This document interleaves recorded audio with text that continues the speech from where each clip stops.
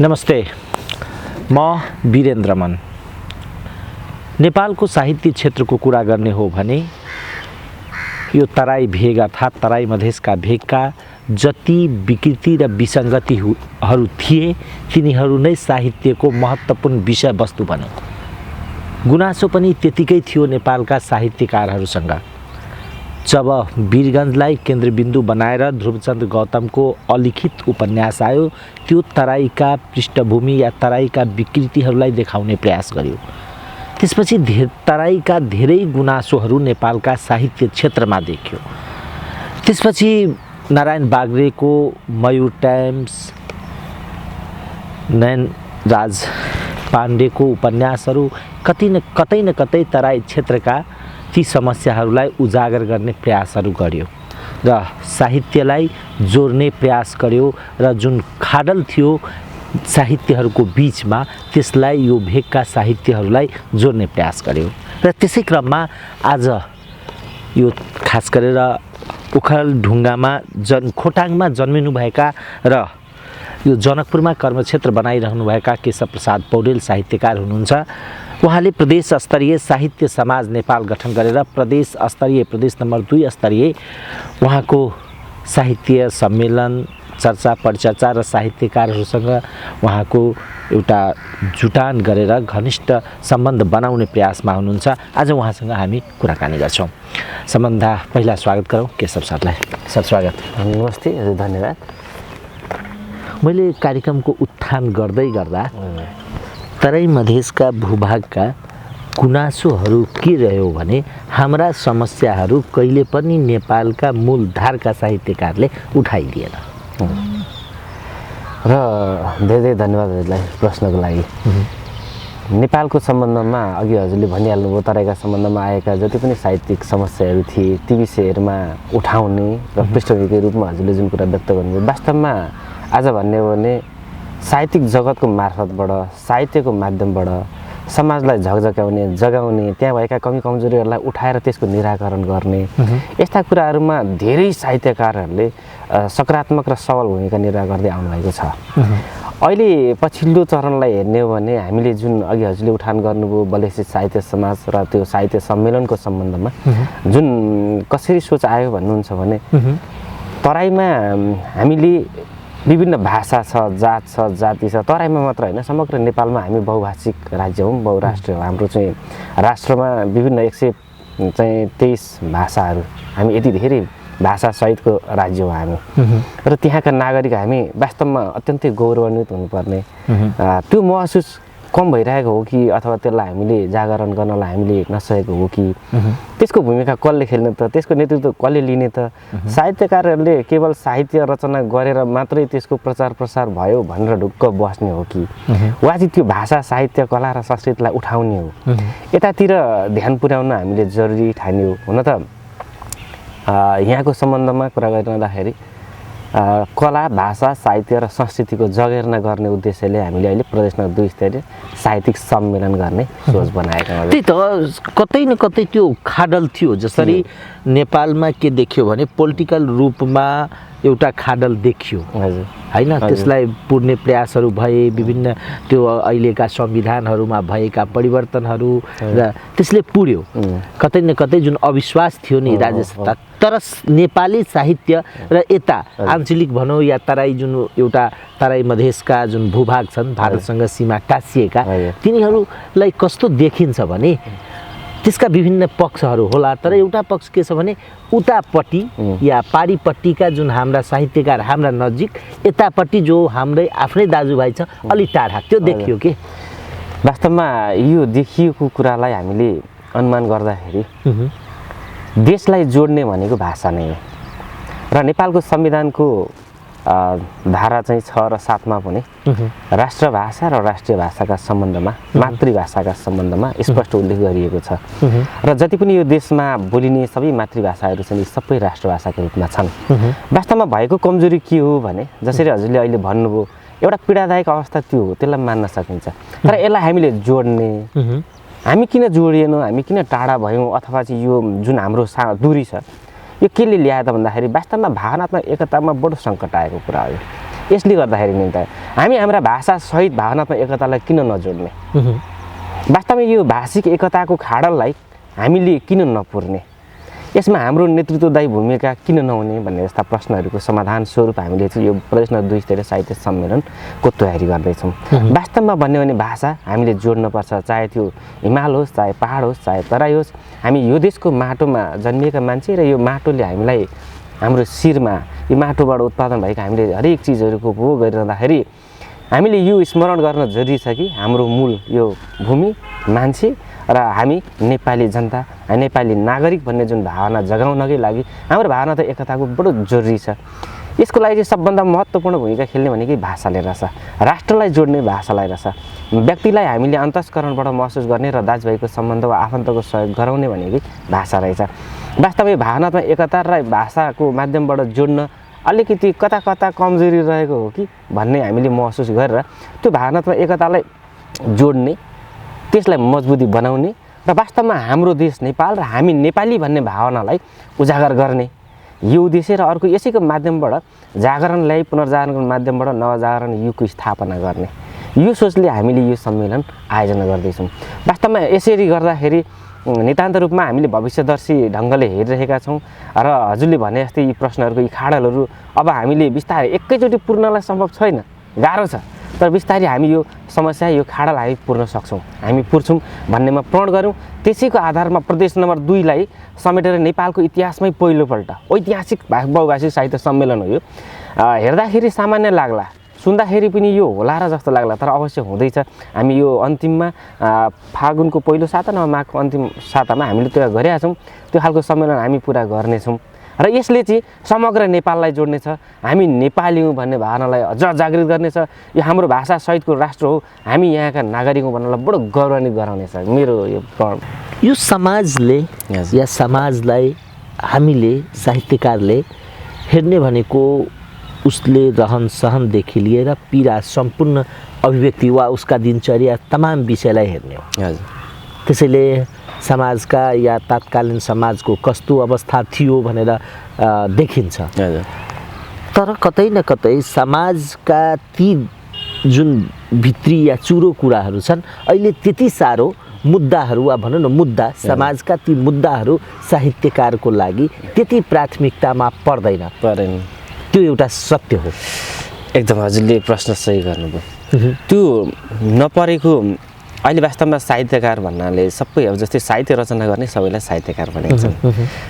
साहित्य बृहत छ, साहित्यको परिभाषा बृहत मात्रामा गरेको पाइन्छ। विद्वानहरूले धेरै तरिकाले साहित्यको परिभाषा गर्नु भएको छ र ती परिभाषा आफू अनुकूल वा आफ्नो ठाउँ अनुकूल वा विषय परिस्थिति अनुकूल र समय अनुकूल नै छन् भन्ने मान्नुपर्ने हुन्छ। यसो भनिरहँदा अब हजुरले जुन कुरा राख्नुभयो, किन त्यहाँ छिरेनन् त साहित्यकारहरू? होइन, वास्तवमा साहित्यकारहरू छिरेका हुन्, लेख्नु भएको पनि हो, प्रवेश गरेका पनि हो, विषयवस्तु उठान भएको पनि हो। त्यसको सही ढङ्गले प्रचार प्रसार र जागरण नभएको मुख्य कुरो त जुन मान्छेलाई भुइँ मान्छे भनौँ, अथवा म त के भन्छु भने भुइँ मान्छेलाई हामीले उठाएर जागृत गराउनु पर्ने हो। उहाँलाई जागृत गराउन नसकेको कारणले आज हामीले विभिन्न यी समस्याहरू देखिरहेका छौँ। केवल अरूको कर्म मात्रै हो भन्ने हामीले जुन बुझ्यौँ भने त्यो अलिकति गाह्रो हुने रहेछ। साहित्यकार सर्जकहरूले रचनाकारहरूले हामीले वास्तवमा लेख्ने वा सुनाउने मात्रै होइन रहेछ। अब जस्तै हामीले जुन पुनर्जागरणको कन्सेप्ट ल्याइरहेका छौँ, सोच ल्याइरहेका छौँ, वास्तवमा साहित्यकारहरू के त साहित्य रचना गर्ने, त्यो लेखिदिएँ, त्यसको विषयमा बोलिदिएँ, कुनै प्रकाशनबाट आयो, किताब बजारमा आए भन्दैमा हामी ढुक्कले के त्यहाँ बसौँ त? यसो होइन रहेछ। हामी वास्तवमा त्यो गाउँमा ती भुइँ मान्छेको ठाउँमा प्रत्यक्ष आफूलाई पुर्याएर जगाउने कुरा रहेछ। हामी त्यो जगाउन असफल भएको भने अवश्य हो। हामीले त्यो जगाउने प्रणसहित यो सम्मेलन आयोजना गर्दैछौँ र अबको यो पुनर्जागरणको युग स्थापना जुन नवजागरणको युगको कल्पना छ र यो त्यही भुइँ मान्छेहरूलाई जगाउने, तिनै सुतेका र निदाइरहेका मान्छेहरूलाई जागृत गराउने, उहाँहरूको हरेक समस्याहरूको कम्तीमा सम्बोधन हुने गरी साहित्य सिर्जनाहरू आउने र उहाँहरूले पनि यस्तो भइरहेको छ। यसको खाडलको एउटा कारण के छ भने जसरी मिडियामाथि के एउटा आरोप भनौँ या यथार्थ भनौँ हैन, त्यसको पनि बहस भइरहेको छ। के हो भने उनीहरूले एउटा बन्द कोठा आफ्ना स्टुडियोबाट नै समाजलाई सबै थोक हेर्दो रहेछ। त्यस्तै त्यस्तै साहित्यकारको पनि हो कि एउटा कोठामा बसेर एउटा अलि शब्दको जाल वा शब्द बुट्टाहरू भरेर मात्र दिने हो कि बाहिरको अवस्था के छ त्यो हेरिरहेको अवस्था छैन। किनभने जुन ठाउँमा नगएर यदि त्यो आइरहेको छ, किनभने अहिले धेरै साहित्यहरू अब बिस्तारै रचनाहरू आउन थालेपछि त्यसका चर्चाहरू परिचर्चा पनि भइरहेको छ। अहिले केही समय पूर्व आएको नथिया उपन्यासको कुरा गरौँ भने उसले ती तमाम वादी समुदायमा भइरहेका ती जुन एउटा सुरुवात उसको पेसाको सुरुवातको लागि इस्युलाई उठाइएको छ, त्यहाँ कसरी त्यो व्यक्ति एकजना नारीलाई लगिन्छ या त्यो उसका जुन एउटा त्यो प्रक्रियाहरू हुन्छ सम्भोगका कुराहरूको विषयमा यी कुराहरूलाई उठाइएको छ। त्यो के हो भने त्यहाँ जबसम्म नपुगिकन त्यसका पीडाहरू नबुझिकन लेख्न सकिन्न।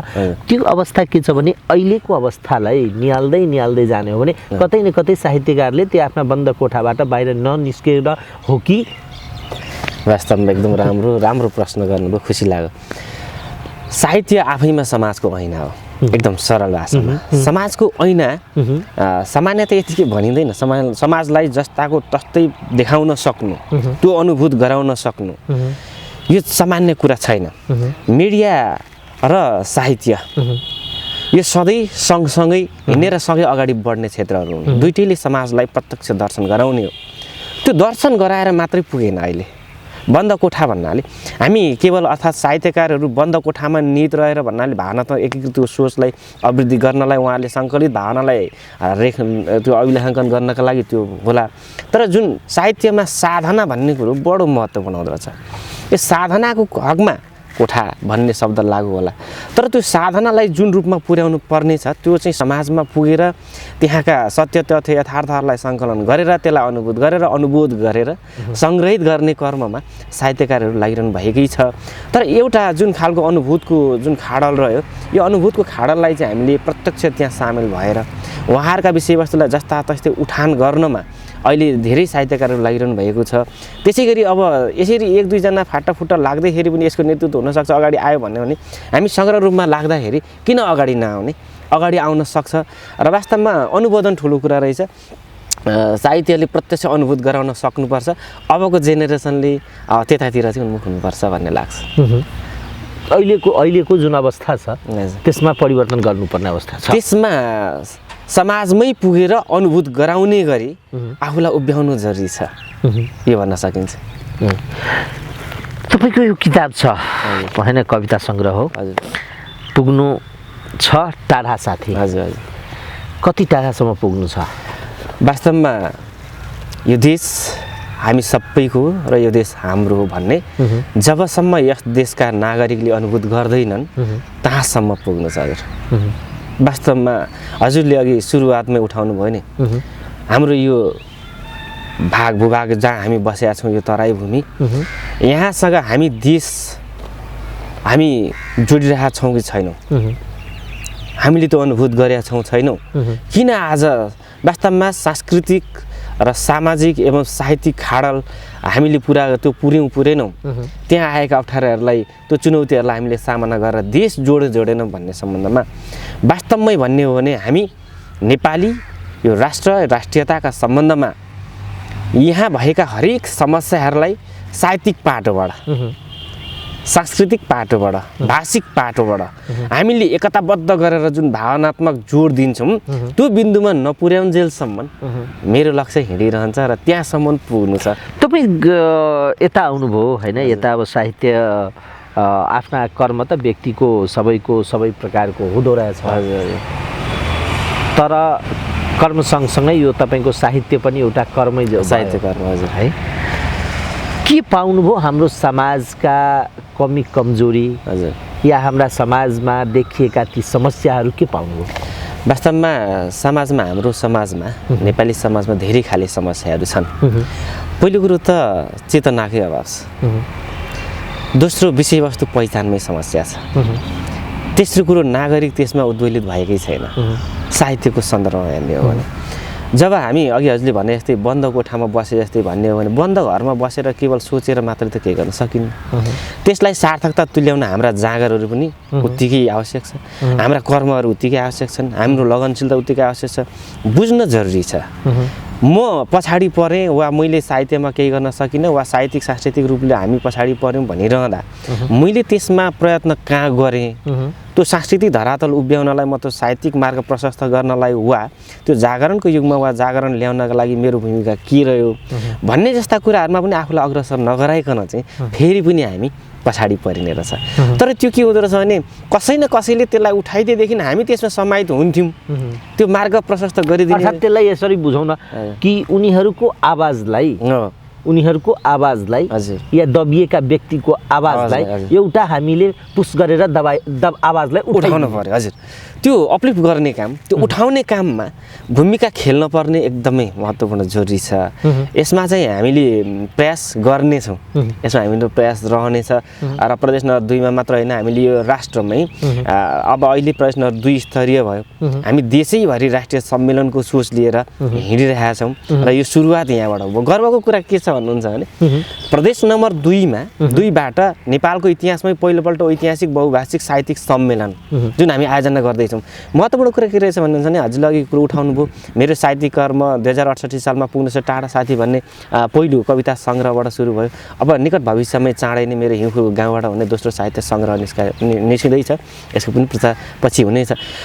वास्तवमा भाषा व्यक्ति जन्मिन्छ, जस्तै एउटा व्यक्ति जन्मिन्छ मर्छ, व्यक्तिको पुनर्जन्म हुनसक्छ। पुनर्जन्म भन्नाले फेरि अर्को व्यक्ति जन्मिएर यो समाजलाई स्थापित गर्न सक्छ, समाजमा रहेका कमी कमजोरीहरू पुरा गर्न सक्छ। तर देशको भाषा मर्यो भने बडो यो बिजोग हुने रहेछ, यो पुनर्जन्माउने सम्भवै रहेनछ। भाषा पुनर्जन्मिनु यो चाहिँ असोचनीय कुरा छ, सोच्नै सकिन्न। हाम्रा देशमा कति भाषा थिए, कति भाषा मरे अनि कति भाषा जीवित छन्। भाषाको लोप भइरहेछ, यहाँनिर हाम्रा संस्कारहरूको लोप भइरहेछ, हाम्रो संस्कृतिको लोप भइरहेछ। ती लोप भएका संस्कारहरू फेरि हामी कहाँबाट खोतल्ने? एउटा जेनेरेसन छ जसले हाम्रो संस्कार बचाइदियो, हाम्रो भाषालाई जोगाइदियो, हामी बाँच्यौँ भन्ने केले बाँच्ने भन्दाखेरि भाषाले बाँच्ने, संस्कृतिले बाँच्ने। त्यो आज यदि एउटा भाषा मर्यो भने कहाँबाट जगाउने? त्यसको स्रोत के त? त्यो सिद्धिने रहेछ। भाषा फेरि जगाउन नसकिने रहेछ, त्यो मर्यो भने सिद्धिने रहेछ। त्यसका लिपि मरे, त्यसका आदर्श मरे, त्यसका मूल्य मान्यता र सिद्धान्तहरू मरे।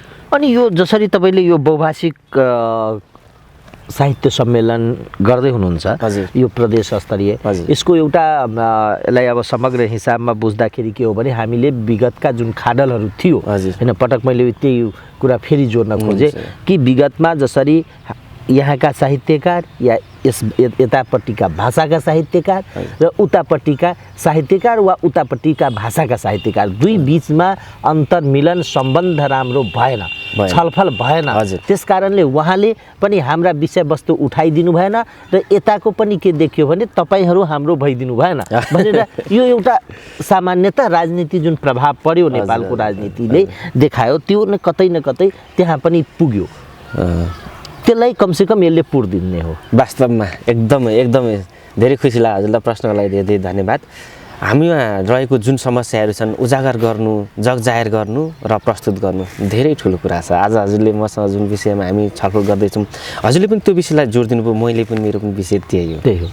वास्तवमा हाम्रो समस्याहरू हामीले पहिचान गरिसकेका छौँ। ती समस्या पहिचान गरिसकेपछि अब त्यो समाधान गर्न हामी लाग्न पर्यो। लाग्ने कि नलाग्ने भन्दाखेरि अवश्य लाग्ने। यसमा मिडिया लाग्ने, यसमा साहित्य सर्जकहरू लाग्ने, यसमा विभिन्न क्षेत्रका जो व्यक्तित्वहरू हुन्छ उहाँहरू लाग्ने। हाम्रो कर्म के हो त भन्दाखेरि साहित्यको माध्यमबाट ती देखिएका खाडलहरू अवश्य पुर्ने नै हो। वास्तवमा यो वा त्यो माथिल्लो वा तल्लो वा उल्लो वा पल्लो रूपमा होइन, समग्र राष्ट्रिय रूपमा देखिएका हरेक समस्याहरूको समाधान कहाँबाट जोड्ने? यदि तराईतिर समस्या छ भने हिमालबाट जोड्ने हो कि पहाडले सिउने हो कि? यदि मेचीमा समस्या छ भने महाकालले तान्ने हो कि होइन, आफूमा आबद्ध तुल्याउने हो कि?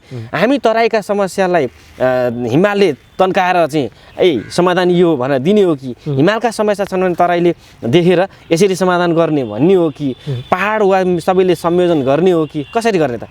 यसरी एकताबद्ध ढङ्गले सबै देशलाई चाहिँ मेची महाकाली हिमाल पहाड तराईलाई जोडेर हामी एकताबद्ध रूपमा रहेर हाम्रा भाषा कला साहित्यलाई जोड्ने अनि भावनात्मक एकता मजबुत बनाउने अहिलेको जुन फ्रन्ट छ यो प्रण बलेसी साहित्य अर्थात् यो प्रदेश नम्बर 2 स्तरीय साहित्य सम्मेलनले त्यो खाडालाई केही न केही हदमा चाहिँ पुर्ने कोसिस गर्नेछ र सम्पूर्ण राष्ट्रलाई यसले कति दिनसम्म चल्छ यो सम्मेलनको सोच 5 दिने सम्मेलन छ र यसको प्रचार प्रसार सहित समय लाग्छ, तर हाम्रो अन्तिम जुन 5 दिन निरन्तर रूपमा साहित्यिक सम्मेलन हुनेछ यसको खाका हामीले प्रस्तुत गरेका छौँ र त्यो स्वीकृत हुन र स्वीकृत भएर आउनलाई बाँकी रहेको छ। एउटा सबभन्दा साहित्य क्षेत्रमा लाग्ने व्यक्तिको समस्या के रहेको, कि त हुने खाने वर्ग भइदियो भने त सजिलो, होइन भनेको तब यो अलि त्यसको आर्थिक रूपमा सम्पन्न छैन, पैसा छैन भन्ने त्यसले त्यो लेख्ने मात्र हो, त्यसका जुन विकास वा त्यो छपाई वा त्यो पुस्तकलाई त्यो बिक्री प्रवर्धन त्यसबाट जीवोपार्जन गर्न सकिन्न भन्ने कुरा पनि एउटा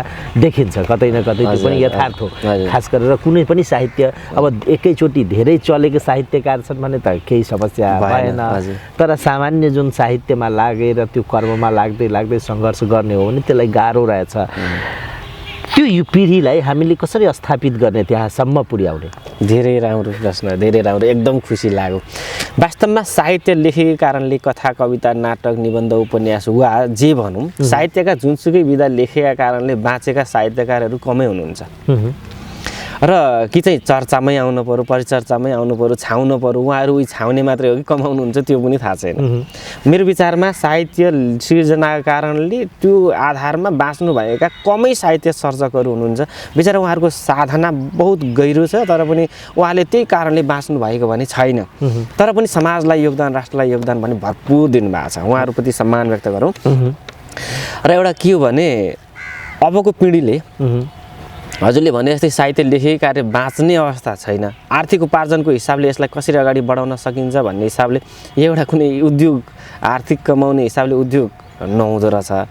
यसको आउने ठ्याक्कै आय स्रोतको यो हो, तेरो कमाउने स्रोत यो हो, यो साहित्यले यसरी यति कमाउने भन्ने निर्धारण पनि नहुँदो रहेछ। सर्जकलाई अब त्यो सिर्जना भनौँ न प्रकाशन भएर वितरण भए बापत प्राप्त हुने जुन रोयल्टी छ त्यसैबाट बाँच्न पर्ने अवस्था चाहिँ छ, तर नेपालको अवस्थामा नाजुक नै छ। धेरै कम साहित्यकारलाई यहाँ यो सम्मेलनमा बोलाउने तपाईँको सोच छ? अब नेपालको हकमा चलेका सबै साहित्यकारहरूलाई हामीले निम्तो दिनेछौँ र विशेष गरी चाहिँ प्रदेश नम्बर 2 स्तरीय साहित्य सम्मेलन भएकोले केन्द्रीय स्तरका साहित्यकारज्यूहरूलाई उहाँलाई सल्लाहमा उहाँहरूको सल्लाह र सुझावमा हामीले यो साहित्यलाई अगाडि बढाउनेछौँ र यहाँ रहनुभएका सबै साहित्यकारज्यूहरूलाई त्यसमा आमन्त्रण गर्नेछौँ। र फेरि के हो भने यसमा अलिकति स्पष्ट पारौँ, यो 2 नम्बर प्रतिष्ठित साहित्य सम्मेलन भन्नाले अहिलेसम्म साहित्य सम्मेलन कसरी बुझिएको छ भने अलिक बुझाएको विषयमा म क्लियर गर्न चाहन्छु। केवल स्थापित लेखकहरू स्थापित साहित्यकारहरूलाई मात्र बोलाएर चाहिँ उहाँहरूको साहित्य रचनाहरूलाई सुनेर अनि त्यसबाट मात्रै चाहिँ एउटा निचोड निकाल्ने हो कि वा साहित्य सम्मेलन कस्तो खाले साहित्य सम्मेलन हो त? यो अघि हामीले छलफल गऱ्यौँ नि, हिजो समाजको खाल्डोलाई हामीले उजागर गर्ने कि नगर्ने त मुख्य कुरा त्यहाँ रहेछ। वास्तवमा हामी ती भुइँ मान्छेहरूलाई पनि समावेश गर्दैछौँ जो गाउँ-गाउँमा काम गरिरहनु भएको छ, स्कुलमा पढिरहनु भएको छ, जो कलम लिएर भर्खर कखरा सिकिरहनु भएको छ, जो साहित्यको माध्यमबाट यो देशमा यो ठाउँमा केही गर्छु भन्ने भावना लिइरहनु भएको छ, उहाँहरूलाई प्रत्यक्ष सहभागी गराएर अब साहित्य सम्मेलनहरू देशमा विभिन्न तरिकाले भए, योभन्दा फरक हाम्रो किन त भन्ने प्रश्न छ। त्यही के अरे स्थापित चाहिँ सर्जकहरूलाई रचनाकारहरूलाई बोलाएर एउटा भेला सम्पन्न गरेर गर्ने हो भने त विगतमा पनि यो चलेकै थियो, किन गरिरहनु पर्यो यो भन्ने खालको सोच आउन सक्छ। वास्तवमा यही सोचलाई चिर्न अरूभन्दा यही फरकपन हामीले ल्याउनको लागि चाहिँ ती भुइँ मान्छेहरू जो सृजना गर्नुहुन्छ, मेरो व्यथा किन लेखिएन भन्ने तिनै समुदायलाई उहाँहरूको लेख रचना सहित तपाईँहरू आउनुहोस्, तपाईँहरूका लागि मैदान हामीले तयार बनाएको छौँ, एउटा भूमि तयार गर्नु। हजुर, यो भूमिमा आएर तपाईँहरू आफ्ना पीडा बोध गर्नु, आफ्ना चिती समस्याहरूलाई उजागर गर्नुहोस् कि भोलि राज्यले सुनोस्, भोलि यो प्रदेशले मात्र होइन राज्यले सुनोस्, राज्यले पनि यो हामी अन्तर्राष्ट्रियकरण गर्न सकौँ हाम्रा भाषा कला साहित्यहरू। त्यसका लागि के गर्ने त? एउटा स्थापित साहित्यकार सर्जकलाई उभ्याएर उहाँहरूको भेला गराएर मात्रै कुनै साहित्यिक सम्मेलन हामी गर्दै छैनौँ। ती भुइँ मान्छेहरूका सम्पूर्ण ती व्यथाहरूलाई उहाँहरूको स्टेजमा सुन्ने र स्थापित सर्जकहरूले त्यसलाई सुनिदिने यसरी हामीले त्यो सम्मेलन सम्पन्न गर्दैछौँ। वास्तवमा अरूभन्दा भिन्न सम्मेलन छ हजुर, एकदम एकदम यसमा मैले प्रश्न पार्न जरुरी थियो। ती भुइँ मान्छेहरूको लेख, रचना, सिर्जना, आवेग, प्रवेग, भावनात्मक एकता र संवेगहरूलाई हामीले जोड्नेछौँ र स्थापित सर्जकहरूलाई अगाडि उभ्याउनेछौँ। उहाँहरूले सुनिदिनु हुनेछ ती भुइँ मान्छेहरूका आवाजहरूलाई र त्यो बुलन्द गर्नेछौँ। यसरी चाहिँ अरू साहित्यिक सम्मेलनभन्दा यो साहित्यिक सम्मेलन विशेष हुनेछ, फरक हुनेछ। यसै कारणले यो चाहिँ पुनर्जागरणको माध्यमबाट नवजागरणको युगमा प्रवेश गर्नेछ। हस्, धन्यवाद सरलाई। हामी फेरि यो साहित्य सम्मेलनको मुखमा फेरि तपाईँसँग कुराकानी गरौँला। यति राम्रो प्रदेश नम्बर 2 स्तरीय साहित्य सम्मेलनको विषयमा जुन कुरा उठान गरिदिनु भयो र मेरो साहित्यिक कर्मको बारेमा पनि हजुरले उठान गरिदिनु भयो। पुग्नु टाढा साथी मेरो पहिलो साहित्यिक सर्जना थियो, अहिले हिङपुल गाउँबाट आउँदैछ।